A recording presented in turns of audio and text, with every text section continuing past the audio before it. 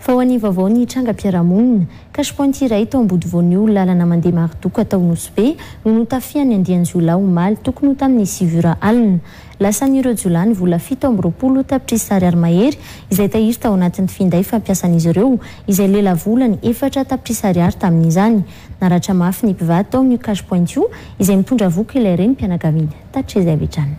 Metoy ny fanafiana sy vakitrano ary alatra maro isan-karazany ao Nosbe ka mampitaraina ny mponina satria mamono sy mandratra ireo Jiola. Vao omaly no nitrangana fanafiana Cash Point indray tao ambody voanio Nosbe. Olona ny ady varotra bajaja roa no nifanehatra tamin'ity iray mpianakaviana mpitantanana Cash Point ity omaly tokony ho tamin'ny 7 alina. Mbola tafatsoka izy tamin'izany ary niantso fonjeo saingy tsy nisy nivoaka ny olona. Lasan'ireo Jiola avokoa ny vola 720 tapitrisa ariary mahery izay tahiry tao anatin'ny finday fampiasan'izy ireo izay lela volany 4 tapitrisa ariary tamin'izany.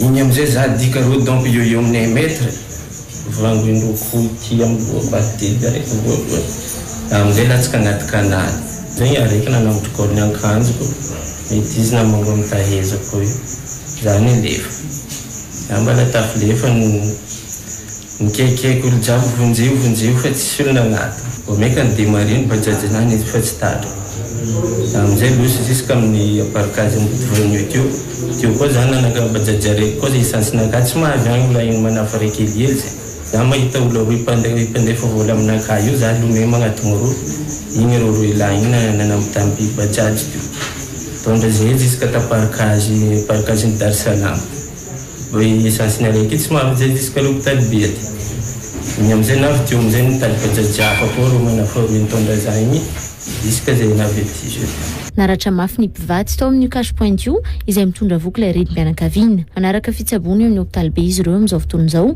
ary efa tsy atahorana loatra ny fahasalamany. Efa mpangalatra arina fandrehatra ao amin'ny tanàna io ireo mpangalatra ireo raha ninambaran'ireo mponina ary efa saika tadidin'izy ireo aza ny endrik'izy ireo. Zanakane misy mahay sorandreo fa pandavy charbon magnano boka agnabo ro boka ato aya boka pasimena bio sisa ta mari ro miza azovy olo ravegna eto magnano mampidi bola ro io nefa ro fa mandami plan fo ro saraiky ro io misy eftra ro io eto teto ro eftra io magnano par telefone fo ro aruela lume boka ti aruela boka lori samby nagnaraka lalagna mividy bonarena itsy. Manaitra ny tompon'andraikitra ny vahoaka ao Nosbe mba hijery akaiky ny vahaolana maharitra amin'izao tsy fandriampahalemana izao.